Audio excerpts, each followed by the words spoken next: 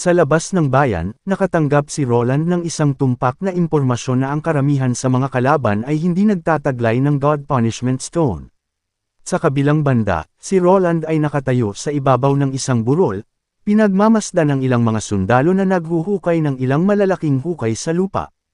Nagtataka, nagtanong si Lightning kung para saan ang mga hukay na ito.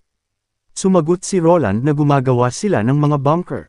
Ang mga hollow blocks ay itatayo sa paligid ng mga butas na ito, na mag-iiwan lamang ng mga maliliit na butas para sa musketeer upang magpaputok mula sa loob. Sa likod nila, binubuo ang isang defensive line na binubuo ng mga kanyan. Ang mga unit ng artillery ay tumaas mula sa 4 hanggang 20 grupo, na ang bawat grupo ay may hawak na 12-pound field na kanyan. Ang pinakabagong mga kanyan sa paligid ay may effective range na higit sa 1 kilometro. Mabilis na gumawa si Roland ng isang paunang plano sa labanan sa kanyang isipan. Nakangiting sinabi niya sa mga witch, kung may gusto kayong kainin, pumunta kayo sa cafeteria at sabihin sa chef. Masayang tumakbo si Maisie at Lightning patungo sa cafeteria. Hinawakan ni Nightingale ang kamay ni Anna at ipinaalam sa kanya na kapag sumalakay ang kalaban, umaasa siyang si Anna ang papalit sa tungkulin ng pagbabantay sa kanyang kamahalan at pagprotekta sa kanya. Kinailangan ni Nightingale na magsagawa ng isang espesyal na misyon. Saglit na sumulyap si Anna kay Nightingale at tumungo. Ilang sandali pa ay naglakad na ang dalawa patungo sa cafeteria. Mabilis na lumipas ang 3 araw, at halos kumpleto na ang linya ng depensa. Ang puwersa ng kaaway na 1,000 kabalyero ay umabanti na patungo sa border town. 2 nangungunang kabalyero ang tumingin ng masama sa likod sa hukbo nila. Ang mga miyembro ng hukbo na ito ay hindi nakatanggap ng espesyal na pagsasanay at umaasa lamang sa mga tablitas na ibinigay ng simbahan upang maging kapaki-pakinabang sila.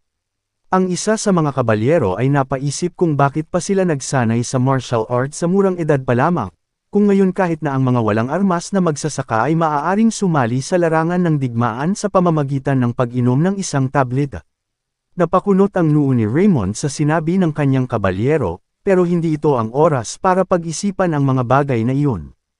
Sa kagubatan kung saan dumadaan ang mga kalaban, lumitaw sa gilid si Nightingale. Ang mga kabalyero sa unahan ay nagulat na natuklasan nila ang puwersang militar ng border town sa unahan. Tumingin si Raymond sa kanyang teleskopyo. Ayon sa impormasyong nakalap nila mula sa pamilya ng Wolf at Elk, pangunahing umaasa sila sa isang long-range na sandata nila upang kontrahin ang mga pagsalakay ng mga kalaban. Ang sandata na ito ay kayang maglunsad ng isang pag-atake na mas mabilis pa sa mga kabalyero, na sinamahan ito ng pampasabog at nakakabinging tunog. Ito ay kahawig ng isang malaking crossbow, ngunit nagpapatama ito ng malaking bala na mas mabilis pa kaysa sa mga arrow. Mabilis na naunawaan ng isang kabalyero ang pangunahing punto na ito, kahit na ang mga sandata na ito ay may napakalaking kapangyarihan, hindi nito kayang magpaputok ng tuloy-tuloy. Tumungo si Raymond at iniisip. Alam niya na ang 1,500 magsasaka na ito na umiinom ng mga tablitas ay kayang tumakbo ng kasing bilis ng mga kabayo, at sa pamamagitan ng pag-asa sa isang taktika ng pagwawala nila, maaari silang mabilis na makalusot sa linya ng depensa at pabagsakin ang border town sa isang iglap. Habang naghahanda si Raymond na magbigay ng utos na ayusin ang formation, nasilip sa gilid ng kanyang mata ang isang puting nilalang. Natigilan siya saglit, iniling niya ang kanyang ulo at may naririnig, sigurado ka. Napatingin siya sa kabalyero na nasa tabi niya, at saka tumingin sa paligid, pakiramdam niya ay baka naghahalusinate lang siya. Itinaas niya ang kanyang mahabang espada, naghahanda na utusan ang hukbo na bumuo ng isang biglaang formation, ngunit ilang sandali sa gitna ng hukbo, lumitaw si Echo, naginagaya ang boses ni Raymond, sumisigaw, lulukon ang mga tablitas at umatake. Sa isang iglap, ang 1,500 katao ay nilunok ang mga tablitas ng walang pag-aalinlangan. Galit na tinitigan ni Raymond ang isang kabalyero, sa pag-aakalang siya ang nasa likod ng panlilinlang na ito. Biglang sumulpot si Nightingale mula sa kanyang likuran, hawak ang isang silver revolver gun sa kanyang kamay. At sinabi ni Nightingale, tanghali na. Naramdaman ni Raymond na parang hinampas ng bakal na martilyo ang kanyang ulo, at umiikot na ang paningin niya dito. At ilang sandali, nilamon na siya ng kadiliman. Nakatingin ang isang kabalyero kay Raymond, na nahulog mula sa kanyang kabayo. Ang likod ng kanyang ulo ay ganap na sumabog, na nagpapakita ng pinaghalong pulang likido at utak na bumulwak. Pagkatapos ay narinig niya ang kanyang sariling tinig na sumisigaw. Lahat ay umabanti na at sumalakay. Hindi siya ang nagsalita. Tinakpan niya ang bibig niya at tumingin sa likuran niya. Ang mga miyembro ng hukbo ay sabik na nalunok ang mga tablitas at umaatake na, walang pakundangan na tinatapakan nila ang walang buhay na katawan ni Raymond na parang isang hayop na maliit sa kanilang daanan. Ito ay kagagawa ng mga witch, at ito'y napagtanto niya. Ginaya ng witch ang boses niya. Inutusan niya ang lahat na huminto, ngunit ang kanyang boses ay parang hindi na marinig sa kaguluhan nila. Ang hukbong ito ay nawala na sa kaisipan, at ang ilan sa kanila ay umaatake pa sa kanya. Ang sitwasyon ay ganap na nawalan na ng kontrol. Kahit gaano pa siya kalakas sumigaw ngayon, natatakpan na ang boses niya sa maalab na dagandong ng mga taong may tablita. Ginamit niya ang kanyang sandata sa pinakamalapit na miyembro ng hukbo. Pinagmasdan niya ang kanyang paligid, determinadong hanapin ang witch na responsable sa kaguluhang ito. Nagsimula na ang labanan, at sabay-sabay na pinaputok ang 20 kanyan. Kahit na tinamaan ang mga pagsabog, ang mga walang isip na mga sundalo, na ang kanilang mga parte ng katawan ay naputol dito, sila'y patuloy pa rin sa kanilang pagsalakay. Mabilis silang nakalapit patungo sa mga bunker sa harapan, at kasama si Brian dito na sumisilip sa isang butas para sa pagpapaputok, na pinagmamasdan ang mga walang isip na mga kaaway. Umalangaw-ngaw ang putok ng baril mula sa mga bunker na nasa harapan, habang papalapit ang kalaban. Bago ang labanan, ipinaalam sa First Army na ang mga kalaban ay mga baliw na individual na nakalunok ng mga tabletang galing sa simbahan, sa makatuwid, ang paningin ng mga kaaway na walang humpay na sumusugod sa kanila, na sinasalo ang mga bala na hindi nagpapakita ng takot. Sa halip, ito'y nagpapalakas sa kanilang espiritu sa pakikipaglaban. Pero ang First Army ay nakasanayan ng harapin ang mga ganitong mga halimaw na nilalang. Hindi nagtagal ay nakalapit na ang mga kalaban sa loob ng 150 metro. Uminga ng malalim si Brian at sumigaw ng "Open fire!" Ang mga sundalo ay sabik na naghihintay sa utos na ito, at hindi sila nag-aksaya ng oras sa pagkalabit ng kanilang mga gatilyo at maingat na binabaril ang mga target. Sa isang iglap, ang mga bunker ay umaalingaw-ngaw sa tunog ng mga putukan. Ang mga unang kalaban na tumawid sa linya ng pagpapaputok ay tinamaan sa bawat direksyon ng mga bala, ang kanilang dugo ay umaagos mula sa kanilang mga baywang habang sila ay gamiwang-giwang ng ilang hakbang bago bumagsak sa lupa. Napansin ni Brian ang ilang kalaban na nagtatangkang umakyat sa tuktok ng mga bunker, na nagbabalak na maglunsad ng sorpresang pag-atake sa mga First Army sa loob.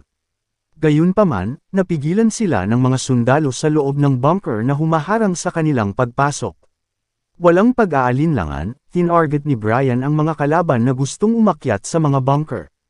Nang bigla siyang sumigaw, "Magtago ang lahat," habang ang mga kaaway sa likod nila ay naghagis ng 12-12 ng mga sibat.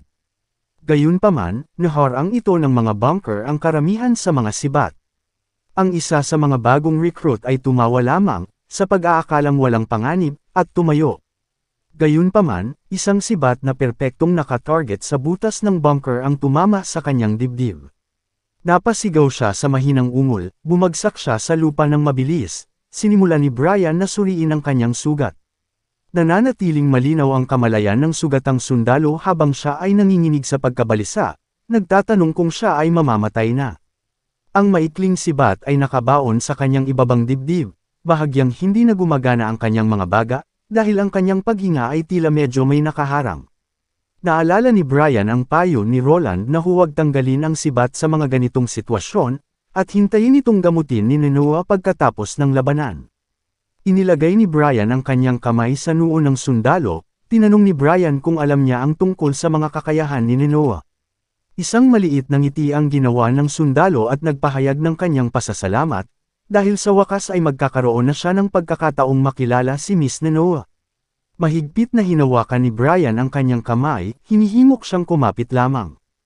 Pagkatapos ng kanyang mga salita, bumalik si Brian sa butas ng pagpapaputok, habang si Roland ay nakatayo sa mataas na platform na nakikita ang malinaw na tanawin ng kaaway na umaatake patungo sa border town na parang tidal wave.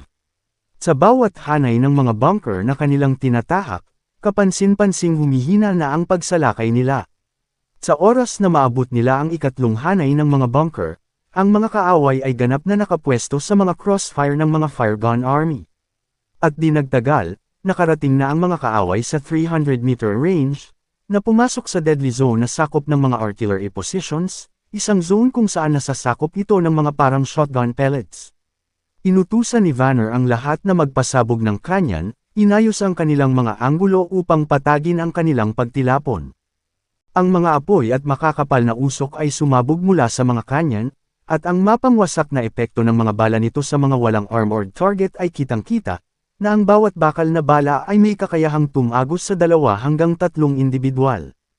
Kahit ang mga tablitas ay nagbibigay ng kaunting panlaban sa sakit, hindi nila mapipigilan ang likas na pagkatakot. Nasaksihan niya ang kanyang mga kasama na ginawang mga hayop, at ang labis na pananabik at pagkauhaw nila sa dugo ay napalitan ng likas na takot sa kanilang sariling buhay.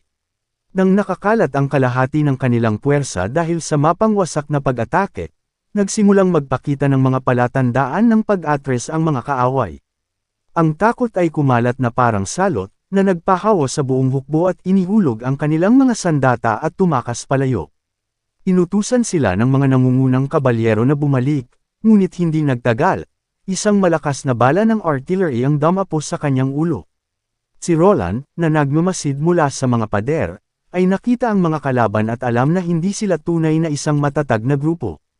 Kung wala ang mga tablitas, sila ay isang grupo lamang ng mga hindi sinanay na sibilyan, at walang praktikal na karanasan sa labanan. Hinampos niya ang pader sa pagkadismaya, nang gagalaiti sa kanyang mga ngipin, isinumpo si Timothy sa paggamit ng sibilyan. Ang mga nasugatan sa defensive line ay agad na nagpagamot. Si Noah ay nakapwesto sa likuran ng linya ng depensa, handang magbigay ng tulong, lalo't ang mga kalaban ay nagbigay na ng palatandaan sa pag-atres. Hindi niya pinapansin ang dumadagandong na tunog ng mga kanyan. Pumunta siya sa artillery position kasama ang kanyang ama, na inaalagaan ang mga nasugatan at tinamaan ng mga maiikling sibat. Mahirap isipin na kalahating taon ang nakalipas, siya'y nahihimatay kapag may nakikitang dugo, pero ngayon ay hindi na. Sa buong labanan, 5 individual lamang ang nasugatan, lahat ng ito ay mula sa mga naghagis ng sibat, at himalang nakaligtas ang 5. Sa gitna ng kanilang pagkamangha, ang mga sundalo ay sumaludo sa kanya, pinapanood siyang umaalis na sa gitna ng digmaan. Ang nag-aapoy na galit ng isang kabalyero ay unti-unting lumalamig, napalitan ng lumalalang pagkatakot.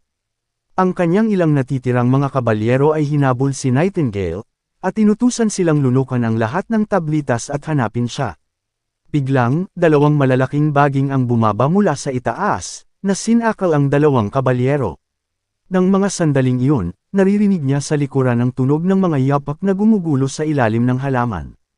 Nang walang ekspresyon, lumitaw ang isang babaeng nakaputi, nakatayo sa ibabaw ng kabayo, isang napakalamig na sandata ang nakadikit sa kanyang noo. Mula sa anggulong ito, nasulyapan ni Levan ang mukha na nakatago sa ilalim ng mga hamog, isang demonyo. Hindi, ito ba ay isang witch? Siya ay kapansin-pansing napakaganda. Bago umalangaw-ngaw ang putok ng baril, iyon ang kanyang huling nasabi. Sa hindi pa lumulubog ang araw, natapos na ang digmaan. Sa katunayan, ang labanan na ito ay mas madali kaysa sa pakikipaglaban sa hukbo ng duke. Pero hindi, ito ay hindi isang labanan, ito ay isang patayan. Isinaalang-alang ang epekto ng mga tablitas, hindi agad inutusan ni Roland ang First Army na tugisin ang kalaban. Sa halip, ipinadala niya sina Lightning at Macy para magsubaybay sa kanila. Kung wala ang mga tablitas, ang mga adik na miyembro ng hukbo ay mapapasuko lahat, at mabilis silang mahuhuli ng mga First Army. Ang ibang mga sundalo ay mabilis na tinipon ang mga nadakip, at inihatid sila sa Chengdu Stronghold. Batay sa impormasyong nakuha mula sa pagtatanong sa mga sumukong kabalyero, walang kahirap-hirap na pinagpapatay ni Nightingale ang mga nagbabantay na kaaway sa Stronghold.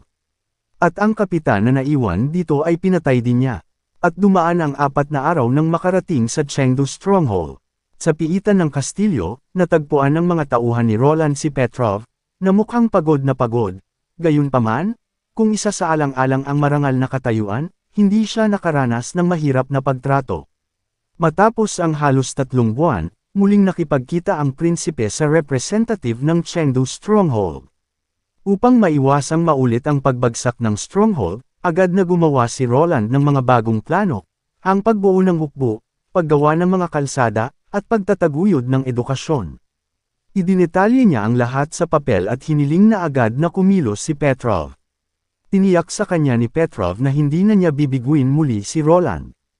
At nang sumunod, nagtanong siya kung ano ang gagawin sa mga bilanggo. Sandaling nag-isip si Roland, bumantong hininga, at sinabing panatilihin silang buhay. At hindi naman sila mabubuhay ng matagal pa. Ang mga lihim na tableta ng simbahan, na gustong kunin lahat ni Timothy, ay kayang pansamantalang magpakita ng pambihirang kapangyarihan sa mga ordinaryong tao, gayunpaman, kapag ang mga epekto ng gamot ay nawala, ang mga gumagamit ay unti-unting manghihina at mamamatay. Sa pagsakay muli sa Little Town, nagsimula ang prinsipe sa kanyang paglalakbay pabalik. Siya ay nakatayo sa unahan ng barko na tila nababagabag. Lumitaw si Nightingale sa tabi niya at nagtanong, dahil ba sa mga sibilyang iyon? Napabuntong hininga si Roland, mahigpit na hinawakan ang kahoy na rehas. Alam niyang lahat ng sibilyan ay pinilit ni Timothy. Kung hindi sila uminom ng mga tablitas ng simbahan at minamanipula, hindi sila magiging mga bitag para sa mga kalaban, na namatay sila sa walang kwentang sitwasyon. Kinomfort ni Nightingale si Roland, at hinawakan ang kanyang kamay. Sinabi niya, hindi mo kasalanan. Hindi nag-atubiling sumagot si Roland, alam niyang hindi niya kasalanan iyon. Kung hindi rin sila lumaban, ang border town ay naging isang sakripisyo sa kanila sa pagnanasa ni Timothy sa kapangyarihan. Mapapatay nilang lahat ang mga sundalo, residente, ang witch. At syempre, ang simbahan, na lumikha ng mga tablitas, na isa rin sa mga pangunahing salarin. Tumingin si Nightingale kay Roland at sinabi, kaya sisirain mo ang simbahan, tatapusin ang labanan, at tiyaking hindi na kailangang patayin ng mga tao ang isa't isa sa walang kabuluhang dahilan. Sa ilalim ng iyong pamamahala, anuman ang kanilang pagkakakilanlan o katayuan, sila man ay mga ordinaryong tao o mga witch, lahat sila ay mabubuhay ng masaya. Tama ba? Tumingin si Roland sa kanyang kumikinang na mga mata at marahang tumango. Oo, ipinapangako ko iyon. Sa kabilang banda, ang karagatan ay parang isang malawak na kalawakan kung titingnan sa gitna, na sobrang ganda. Kung narito si Maisie, magdadaldal na siya, ibabalita kung gaano sila kalayo sa mga isla. Ngunit ngayon ang tanging naririnig niya ay ang maindayog na tunog ng mga alon na humahampas sa katawan ng barko.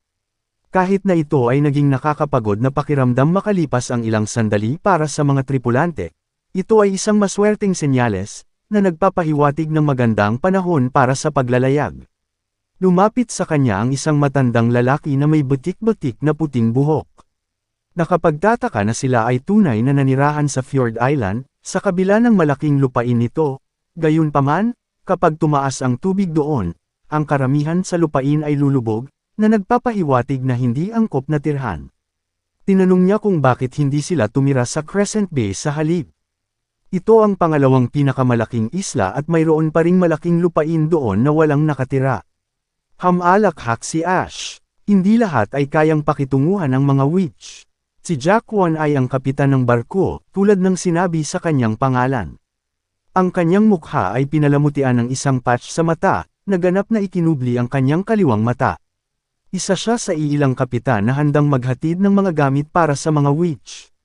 Alam na alam ni Ash na ang Fjord Island ay nilalaman ng dagat. Ito ay tinitiyak na walang mananatiling nakatira dito. Pero ang mga witch, na sanay sa pagmamanipula ng kalikasan, ay may kapangyarihang gawing sariling sanctuary ang isla.